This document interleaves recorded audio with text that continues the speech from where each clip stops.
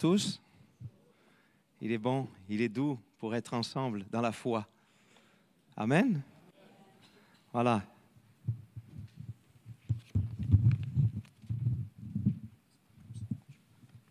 Merci. Ouais, c'est bon. Voilà, je préfère avoir le micro qui est fixé et avoir mes mains libres. Voilà, merci Seigneur pour cette occasion d'être dans sa maison. La maison de Dieu, c'est vous.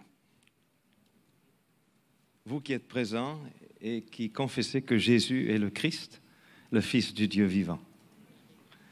Et nous sommes des pierres vivantes. Nous sommes ensemble pour nous édifier en temple. Et si nous sommes un temple, eh bien, notre responsabilité, c'est de louer, de célébrer le Seigneur de tout notre cœur. Que Dieu bénisse sa parole ce matin que j'aimerais vous transmettre. C'est toujours délicat quand on a la charge de porter la parole, car ce n'est pas nos idées, ni nos talents d'orateur que nous voulons transmettre, encore moins nos coutumes, encore moins nos habitudes, et encore moins ce que nos pères nous ont transmis.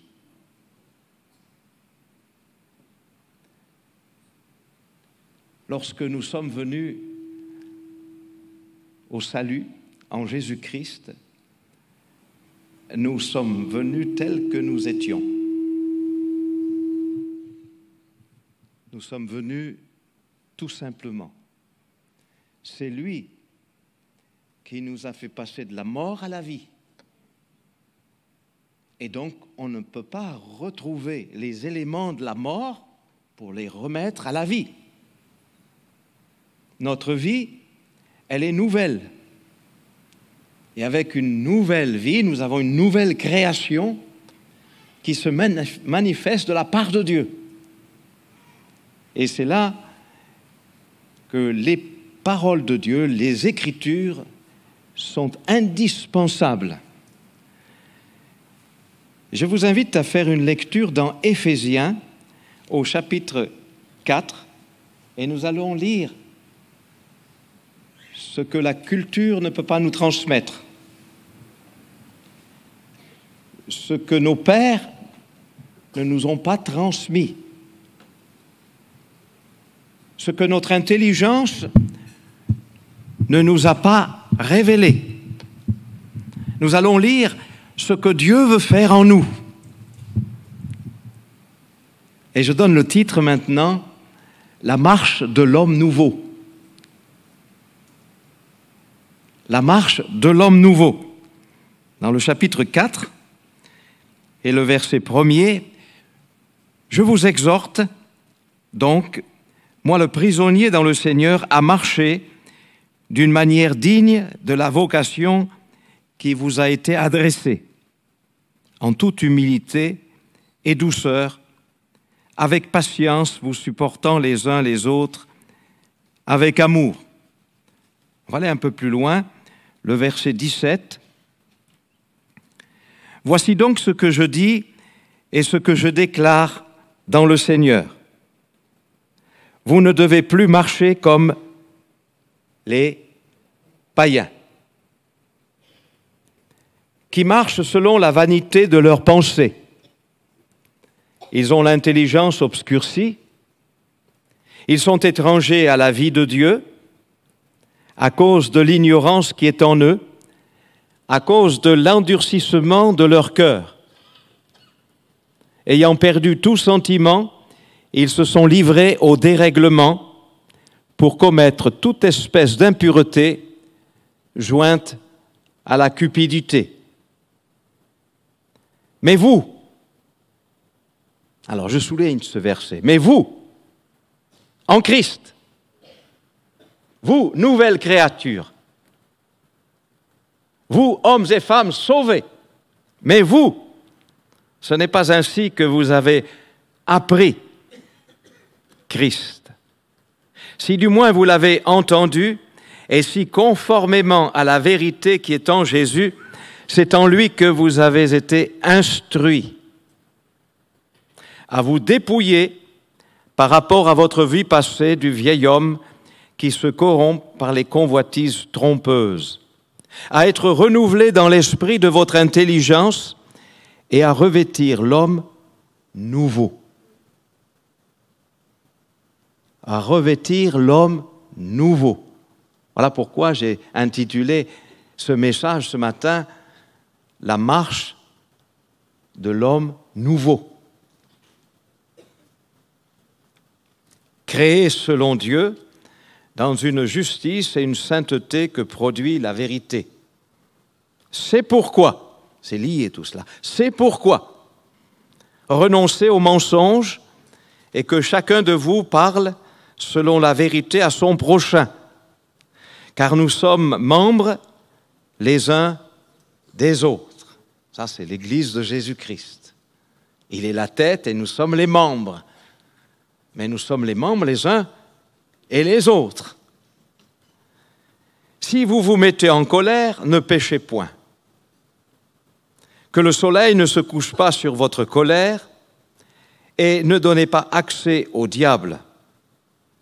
Que celui qui dérobait ne dérobe plus, mais plutôt qu'il travaille en faisant de ses mains ce qui est bien, pour avoir de quoi donner à celui qui est dans le besoin.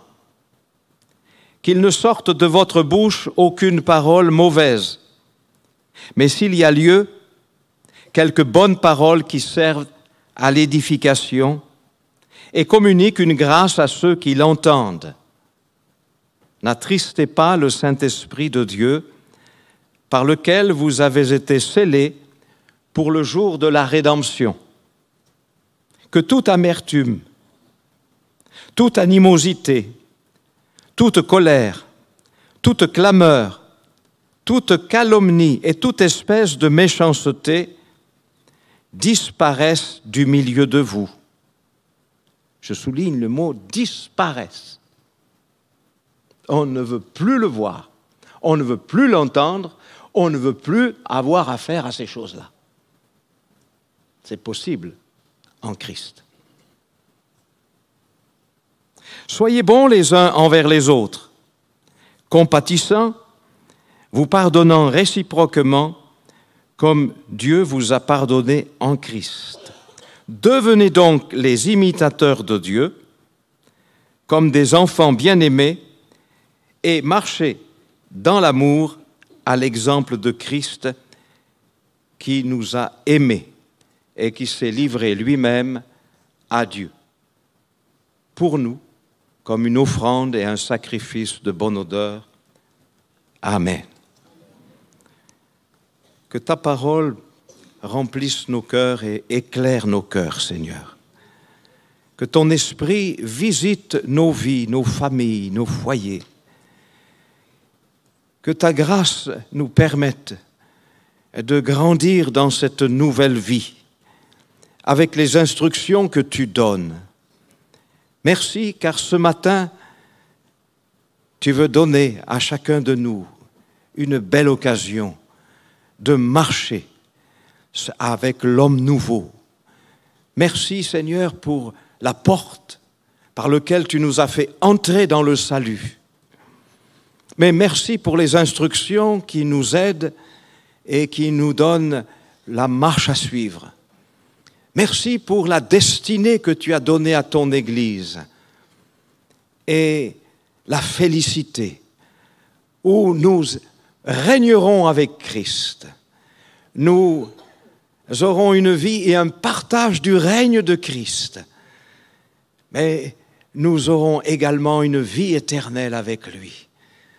Nous te louons pour ce que tu as commencé et que tu vas achever en nous.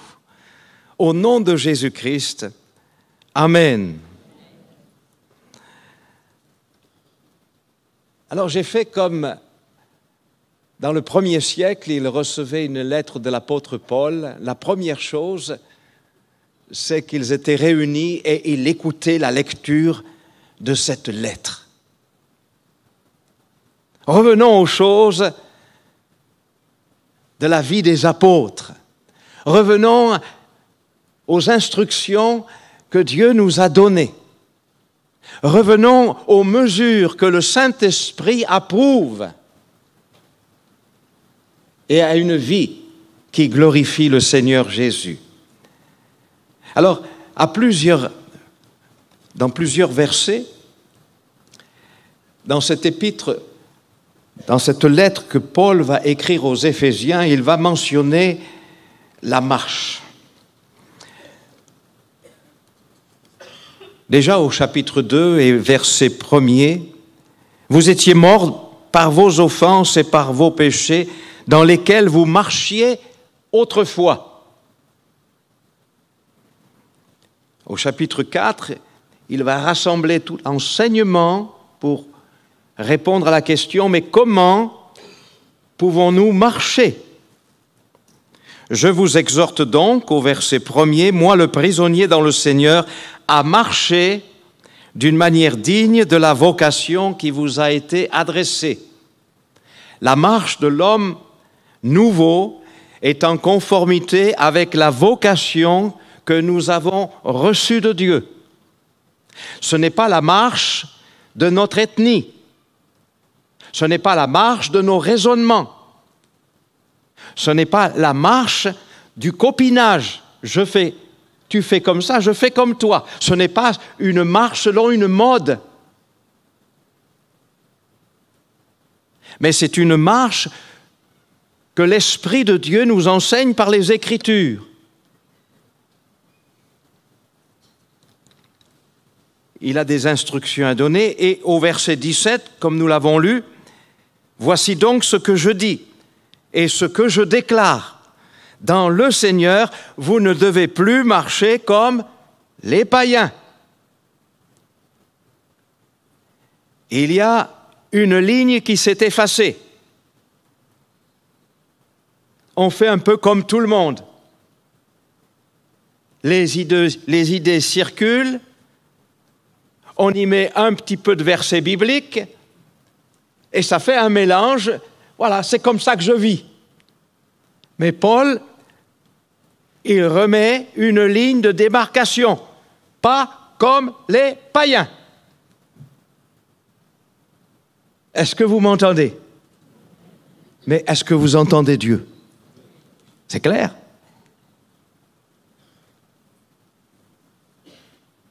L'épître qu'il a écrite font partie des épîtres en prison. Il était prisonnier de César, mais surtout, il était lié avec Jésus-Christ. Et cette épître est la plus générale. Elle s'adresse aux croyants. Autrefois, vous marchiez comme ça. Et ceux qui arrivent dans l'Église, attention, ne plus marcher comme les païens. Il envoie la vérité, il envoie la mesure que l'Esprit veut nous faire comprendre. Lui, il est en prison, il a vécu le commencement de l'Église à Éphèse, mais il semble que la ligne s'est effacée. Il y a un grand danger.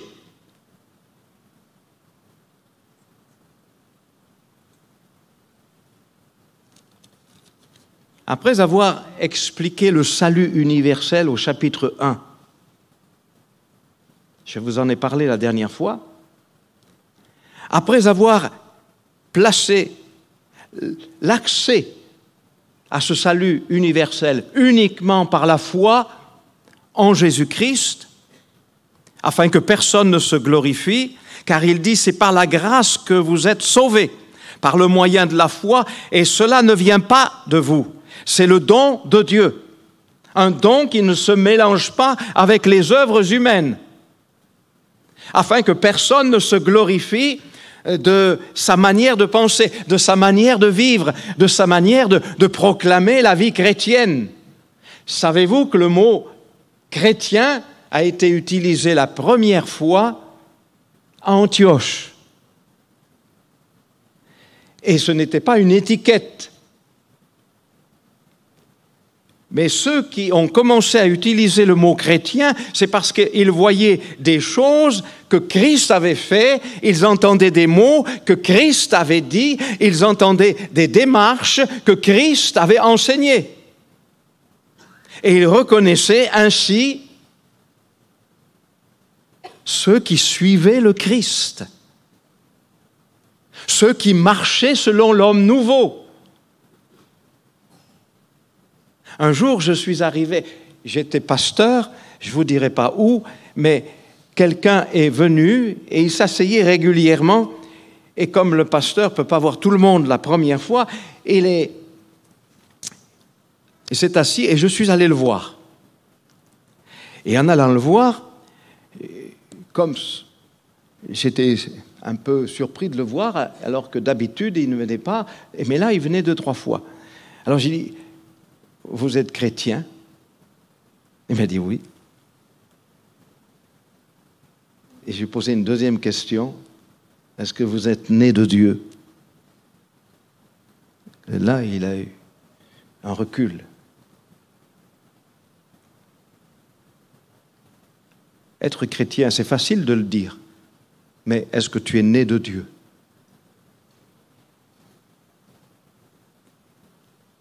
Celui qui est né de Dieu, il fréquente l'assemblée qui appartient à Dieu. Celui qui est né de Dieu, il pratique les paroles de Dieu. Celui qui est né de Dieu, il a une vie nouvelle. Et il est attaché aux valeurs de Dieu. Alors, je voudrais exprimer ce matin combien c'est important de marcher selon l'homme nouveau. N'ayez pas peur. La Bible dit « Travaillez à votre salut ». Si c'est par la foi que nous sommes rentrés, maintenant il y a un travail d'obéissance, un travail de mettre en pratique, un travail de laisser la parole de Dieu s'établir dans notre cœur. Avez-vous remarqué le verset 20, sur lequel j'ai appuyé tout à l'heure? Mais vous, ce n'est pas ainsi que vous avez appris Christ. C'est en lui que vous avez été instruits. Je souligne le mot « apprendre », le mot « instruire ». Et là, on sent qu'on ne peut pas inventer les choses. On ne peut pas inventer notre manière de marcher. On a besoin d'une instruction. On a besoin d'un accompagnement divin pour marcher selon Dieu. Ne prenons pas les païens pour nous conduire, pour nous exhorter, pour nous prendre à partie, pour être avec eux. C'est à nous de les conduire dans la lumière. C'est à nous de leur montrer le pardon. C'est à nous de leur diffuser l'amour de Dieu. Apprendre. J'étais surpris de regarder que ce mot est utilisé également concernant le ministère de Jésus pendant qu'il était sur terre. Et dans le chapitre 5 d'Hébreux, il est écrit au verset 7, « C'est lui qui, dans les jours de sa chair, a présenté avec de grands cris et avec larmes des prières et des supplications à celui qui pouvait le sauver de la mort, et il a été exaucé à cause de sa piété. » Ce verset nous montre que Jésus a été vers la volonté de Dieu avec piété. Et il a agi avec piété. Et le verset 8 nous dit, il a appris. Jésus est Dieu, mais il a appris dans sa chair. Il a appris bien qu'il soit fils, l'obéissance par les choses qu'il a souffertes. Apprendre, Jésus l'a fait. Apprendre, tout enfant de Dieu, pour aller vers la maturité, doit apprendre cette parole, doit apprendre la marche selon l'homme nouveau et ne pas mettre son pied n'importe où, dans n'importe quelle direction. Et cela, apprendre les bons choix, apprendre les bonnes directions, apprendre les bons sentiments.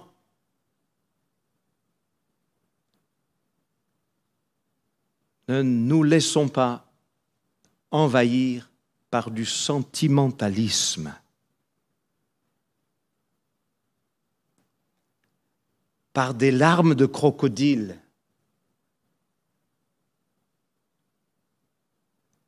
Mais ayez une tenue ferme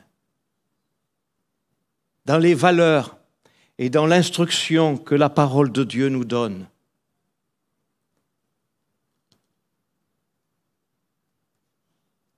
Il est donc certain que le salut, il nous est donné par la foi, mais la marche, il va falloir s'instruire.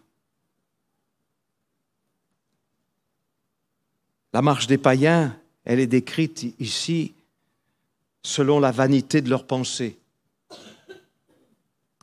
Ils ont l'intelligence obscurcie. Ils sont étrangers à la vie de Dieu. Et vous qui n'êtes pas mariés, ne vous associez pas en mariage. Et vous qui vous associez avec des entreprises, faites attention. Nous sommes en route vers le ciel. Le monde est en route vers la mort éternelle. Prenons les choix qui s'imposent, non pas pour être commandés par le monde, mais pour commander ce que Dieu veut et entrer dans les affaires que Dieu veut. Nous sommes appelés à être un peuple qui apporte la lumière, la saveur à ce monde de ténèbres. Ils ont perdu leur direction. Nous savons d'où nous venons et nous savons où nous allons. Vous ne devez plus marcher comme les païens. Mais vous, ce n'est pas ainsi que vous avez appris Christ. Il semble qu'il y a eu un temps d'instruction, mais la ligne, elle s'est effacée. Alors nous sommes dans une génération qui cherche à effacer tout ça aussi. Mais qu'il n'en soit pas ainsi dans l'Église. Dans l'Église des croyants, de ceux qui sont nés de Dieu.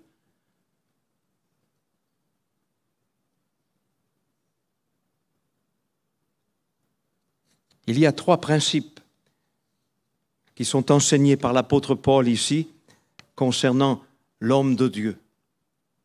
Le premier principe, et ça, quelles que soient les générations ou quels que soient les pays d'où nous venons, ce sont des principes partout. Ils sont dans la Bible, ils sont donc des commandements de Dieu. Lorsque nous avons pris le baptême, je crois que chacun a entendu, celui qui croira et qui se fera baptiser sera sauvé. Mais celui qui ne croira pas, il sera condamné. Allez, faites de toutes les nations des disciples, les baptisant au nom du Père, du Fils et du Saint-Esprit. Et enseignez-leur tout ce que je vous ai prescrit. Alors le baptême, c'est un événement qui est court. C'est je décide à suivre Christ. Je confesse que ma vie est passée, elle est morte et maintenant que ma vie est nouvelle. Il y a l'instruction maintenant. Et pour cela, il faut du temps. Il faut 5 minutes pour baptiser quelqu'un. Mais pour avoir un homme à la stature parfaite de Christ, il faut toute une vie.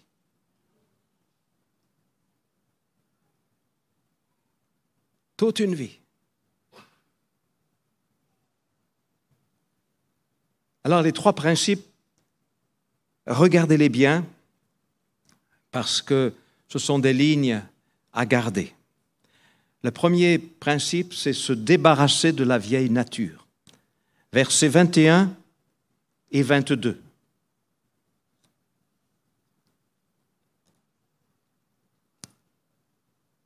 Si du moins vous l'avez entendu, et si conformément à la vérité qui est en Jésus, c'est en lui que vous avez été instruits à vous dépouiller par rapport à votre vie passée du vieil homme qui se corrompt par les convoitises trompeuses.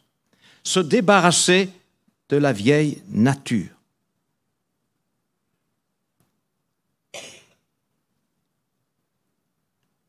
C'est un mot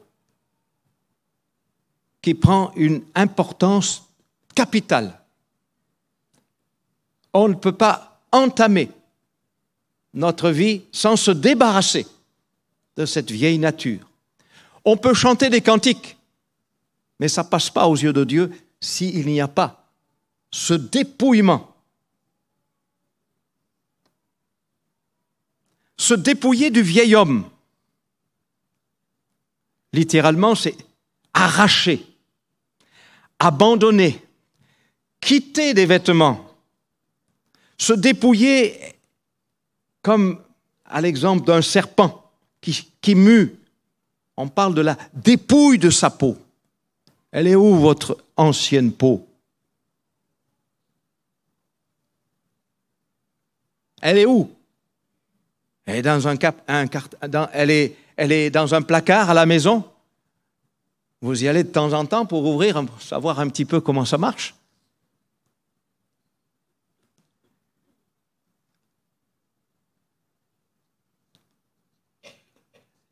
J'ai des exemples, mais je ne vais pas les dire parce que ça prendrait un peu de temps. Se dépouiller, dont parle l'Écriture, c'est en rapport avec notre vie passée. Tant que ce n'est pas visible,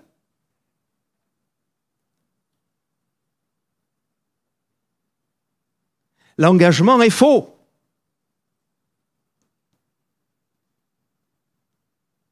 Si vous voyez un cadavre par terre qui bouge encore, vous n'allez pas dire qu'il est mort.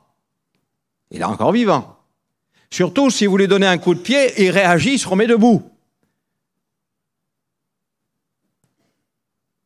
On a besoin de s'assurer que le vieil homme est mort.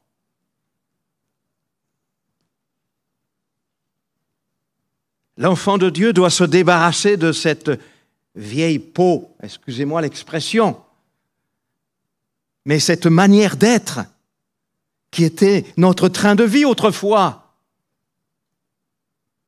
C'était comme ça qu'on était autrefois, dans lesquels vous marchiez autrefois selon le train de ce monde, selon le prince de la puissance de l'air, de l'esprit qui agit maintenant dans les fils de la rébellion.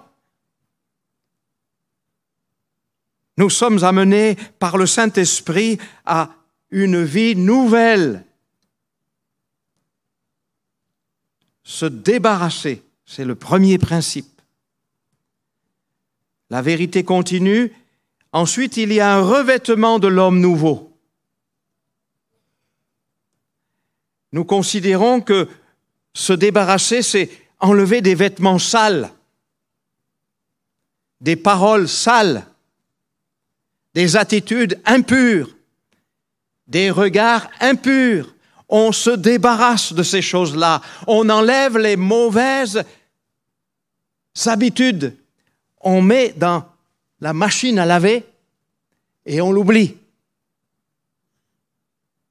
pour pouvoir revêtir l'homme nouveau. On n'a jamais vu les gens qui, ayant un vêtement sale, disent « je vais le changer ». En fait, ils ne le changent pas, ils le gardent et ils remettent un vêtement par-dessus. Ça ne va pas, ça ne convient pas. Il faut enlever d'abord. Et quand il y a vraiment ce dépouillement, je dirais cette repentance.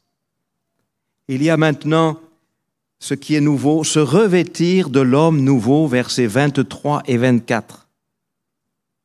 À être renouvelé dans l'esprit de votre intelligence et à revêtir l'homme nouveau. Marcher selon l'homme nouveau. Il y a 3 choses importantes dans cette phrase.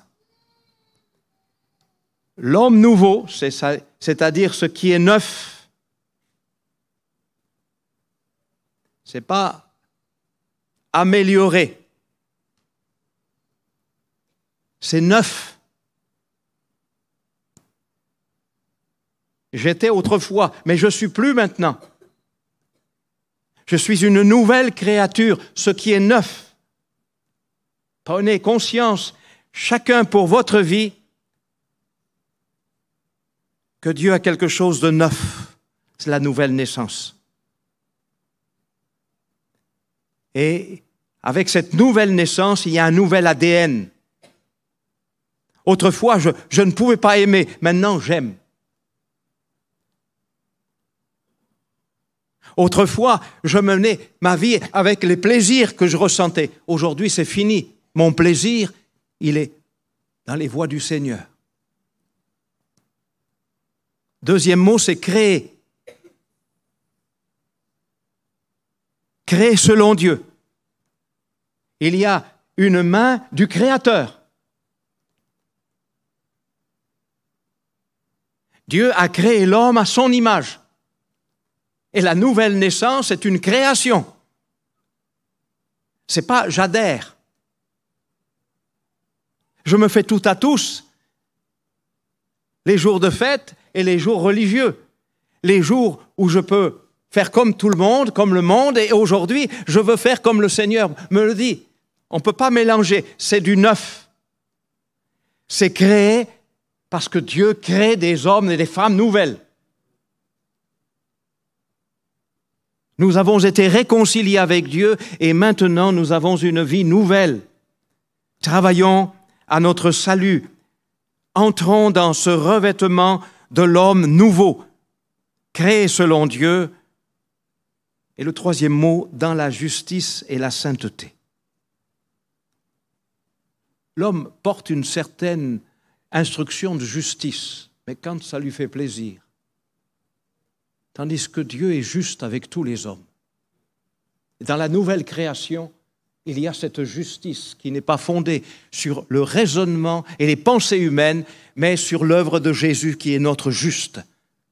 C'est en lui que nous avons la justification et c'est par sa parole que nous avons la sainteté de vie.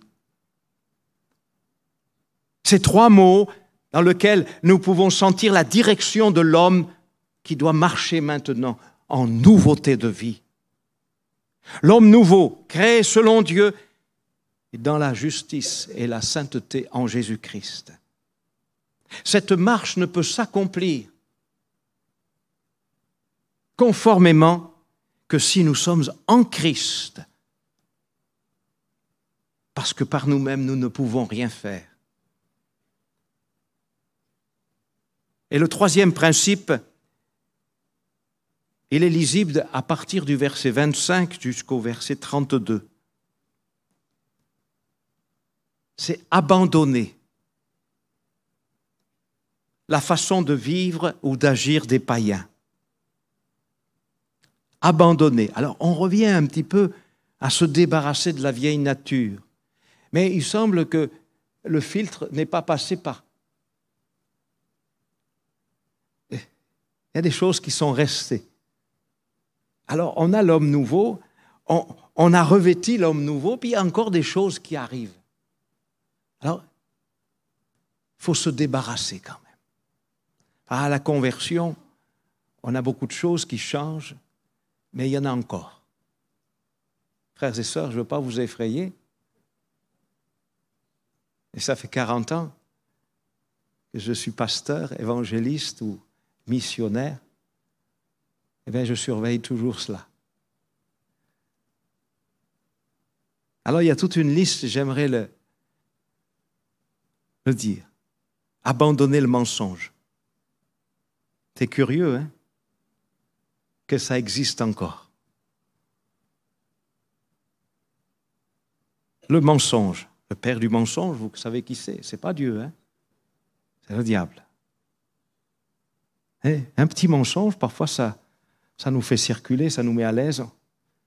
Attention. Attention. Le petit mensonge, comme le grand mensonge, c'est l'ADN du diable. Hein? Et le mensonge est inimitié contre Dieu. Ça ne peut pas marcher ensemble. On ne peut pas faire un pas de vérité puis un pas de mensonge. Non, ça ne va pas. Hein? La colère. La colère est souvent le problème dans certaines personnes. Un jour, j'ai entendu un homme qui me dit, moi, mon problème, c'est la colère. Mais bon, je m'y fais, tout ça. Non. Il faut traiter ce problème maintenant. Hein? Si on le traite avec notre intelligence, on n'y arrivera jamais. Mais si c'est Christ qui règne, alors Christ, dans sa piété, il a accepté les souffrances par les choses qu'il a apprises. La colère. La colère fait entrer le péché, hein, tôt ou tard. Et elle n'accomplit pas la volonté de Dieu. La colère fait entrer et à l'accès au diable. On ferme toutes les portes, mais la colère ouvre grand les portes. Nous avons besoin de laisser le Saint-Esprit travailler dans notre cœur. Il est étonnant aussi que le vol soit mentionné. Le vol, c'est un non-respect de la propriété des autres. Vol, violer, c'est le même mot. Hein?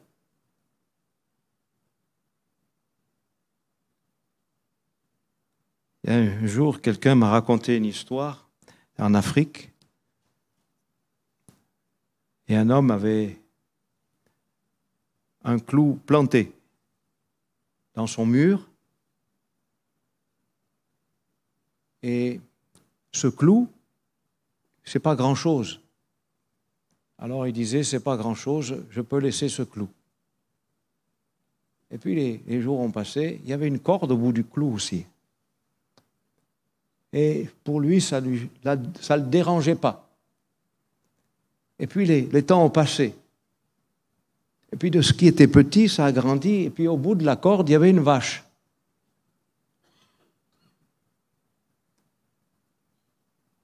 Et la vache, il l'avait volée. Et le vol, c'est quelque chose qui n'est pas notre propriété, mais qui s'installe doucement. Alors on peut confesser le clou. On peut confesser la corde. Mais qu'est-ce qu'il y a au bout? Il y a un plus gros poisson. Il y a quelque chose qui est plus grand. Alors méfiez-vous des choses qui sont toutes petites et qui s'infiltrent doucement. Parce qu'au bout, il va y avoir du gros. Le vol. Celui qui vole son père et sa mère est le compagnon du destructeur. Ça ne fait pas trop plaisir, mais ça existe.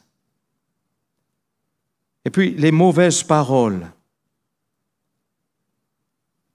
Qu'il sorte de votre bouche aucune parole mauvaise. Est-ce que c'est encore le temps de dire ces choses? Les paroles mauvaises? Est-ce que ça circule entre membres de Christ? Et ça ne devrait même pas circuler vers l'extérieur. Mais s'il y a lieu, quelques bonnes paroles qui servent à l'édification et communiquent une grâce à ceux qui l'entendent. Ça s'élargit aux païens. Prenez le temps de contrôler vos paroles en disant « Seigneur, prends prends la seigneurie sur mes paroles. Que j'ouvre la bouche pour des choses intéressantes, édifiantes, encourageantes. Mais si c'est pour rappeler des vieilles histoires, le vieil homme, tais-toi.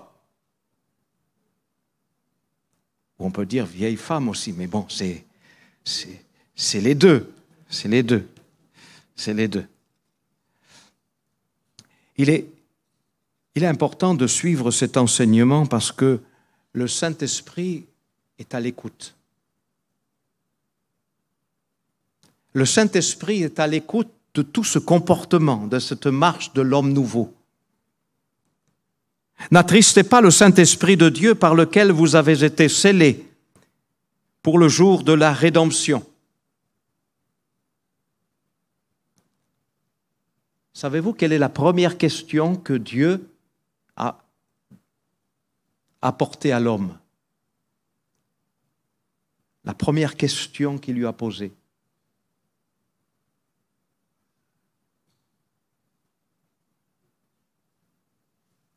Oui? Où es-tu, Adam? Où es-tu? Tous les jours, il se voyait. Et le jour où il ne l'a plus vu, il a dit, ah, il doit marcher quelque part. Il se cache. Où es-tu? Dieu regarde. Le Saint-Esprit regarde. Où es-tu? Est-ce que nous sommes capables de répondre à cette question? Adam n'a pas pu. Il s'est caché. Il s'est caché. Dieu nous offre une communion avec lui par son Fils. Par la rédemption, nous sommes scellés. Nous sommes liés avec lui. Et nous avons besoin ensemble de garder cette relation. Quand Paul est arrivé dans l'église d'Éphèse, quelle est la première question qu'il a posée?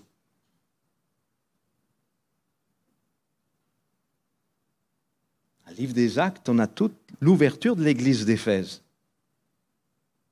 Au chapitre 19, « Avez-vous reçu le Saint-Esprit quand vous avez cru ?» Si nous travaillons seuls, nous n'y arriverons pas. Mais parce que nous croyons que Dieu est avec nous, il a envoyé le Saint-Esprit. Nous sommes maintenant un temple du Saint-Esprit et nous pouvons louer, célébrer et grandir dans la foi et dans la connaissance de notre Seigneur et Sauveur Jésus-Christ. N'attristez pas le Saint-Esprit de Dieu par lequel vous avez été scellés. Pensez que ce regard est toujours au milieu de nous. Et bénissez le Seigneur. Il rajoute encore toute une liste que toute amertume, toute animosité, toute colère, toute clameur, toute calomnie et toute espèce de méchanceté disparaissent. Alors, n'allons pas chercher les livres de psychologues, mais regardons le livre de la Bible. Ce livre nous parle de ce qui se passe en nous et nous donne ce qu'il faut faire pour retrouver la paix, l'harmonie. Il va donner 3 conseils très positifs. Soyez bons les uns envers les autres, compatissants les uns envers les autres, vous pardonnant réciproquement, comme Dieu vous a pardonné en Christ.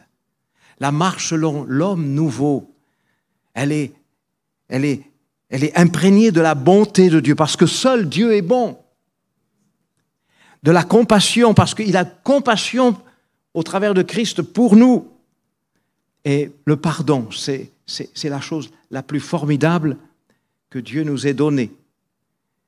Et ce pardon qu'il nous a donné, eh bien, nous l'exerçons dans notre marche de l'homme nouveau.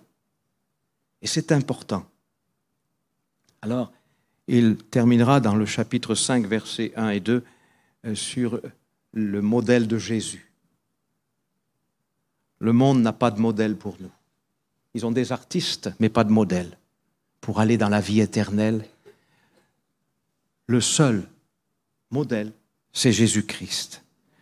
Devenez donc les imitateurs de Dieu, comme les enfants bien-aimés. Marchez dans l'amour à l'exemple de Christ, qui nous a aimés, qui s'est livré à Dieu pour nous comme une offrande et un sacrifice de bonne odeur. Alors, que chacun en tire profit. Un jour, Jésus a enseigné les disciples après les miracles. Et ils ont dit, cette parole est dure. Alors faites attention de ne pas dire que cette parole est dure. Parce qu'à ce moment-là, quelques-uns de ses disciples ne le suivirent pas, ne le suivirent plus. Mais les disciples authentiques ont déclaré ce que nous avons chanté tout à l'heure. Mais nous savons que tu es le Christ, le Fils du Dieu vivant. Amen. Voilà, que Dieu vous bénisse et vous aide à marcher selon l'homme nouveau. Merci Seigneur pour ta parole, merci pour ce que tu as révélé dans les cœurs, car ta parole est une révélation. Merci pour l'accompagnement du Saint-Esprit, afin que se règlent des conflits, que se règlent des mauvais sentiments, que la vie de Dieu revienne et s'amplifie. Au nom de Jésus. Amen. Je vous remercie pour votre attention. Amen.